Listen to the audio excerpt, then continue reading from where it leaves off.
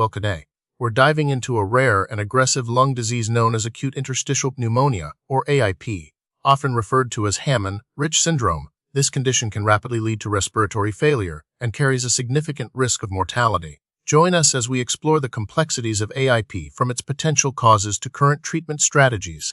Unfortunately, pinpointing the exact cause of AIP remains a challenge. It's classified as an idiopathic condition, meaning its origin is largely unknown. While a specific trigger hasn't been identified, some theories suggest potential links to viral infections, exposure to certain toxins or medications, or even autoimmune processes. Further research is necessary to fully understand the etiological factors contributing to the development of AIP. AIP represents a particularly aggressive form of acute respiratory distress syndrome, or ARS. At a cellular level, the lungs undergo widespread damage to the alveolar walls, the delicate air sacs responsible for gas exchange. This damage leads to inflammation and the formation of hyaline membranes, a protein-rich lining that further impairs oxygen transfer. The result is severe hypoxemia, a dangerously low level of oxygen in the blood, and stiffening of the lungs, making breathing incredibly difficult. AIP is a rare disease. Due to its rapid progression and similarity to other respiratory illnesses, accurate statistics on its prevalence are difficult to obtain.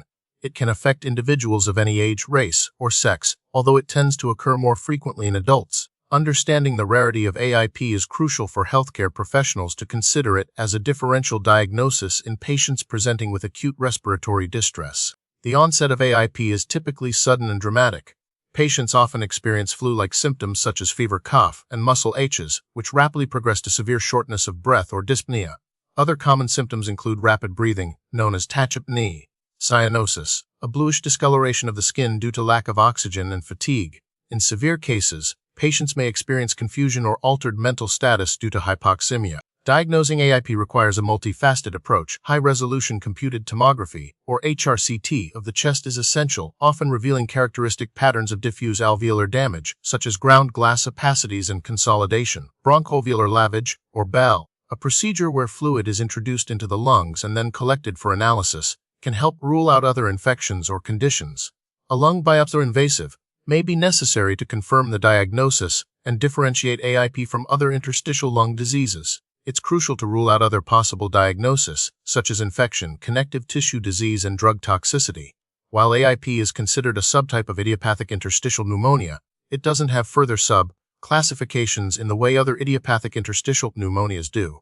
Its defining characteristic is its acute and rapidly progressive nature. Treatment for AIP is largely supportive and aimed at managing the symptoms and preventing further lung damage. Mechanical ventilation is often required to assist with breathing and maintain adequate oxygen levels. High-dose corticosteroids are frequently administered to suppress the inflammatory response in the lungs. In some cases, other immunosuppressant medications may be considered. Unfortunately, there is no cure for AIP, and the focus remains on supportive care and minimizing complications. Because the cause of AIP is unknown, there are no specific preventative measures that can be taken.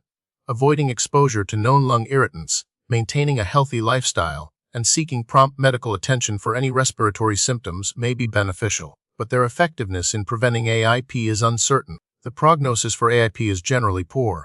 The disease progresses rapidly, and many patients succumb to respiratory failure despite aggressive treatment. The mortality rate is high, ranging from 50% to 9% within a few months of diagnosis. Recent research is focused on identifying potential biomarkers for early diagnosis and developing more effective therapies targeting the underlying inflammatory processes. Clinical trials are ongoing to evaluate novel treatments, such as antifibrotic agents and stem cell therapy, but more research is needed to improve outcomes for patients with AIP.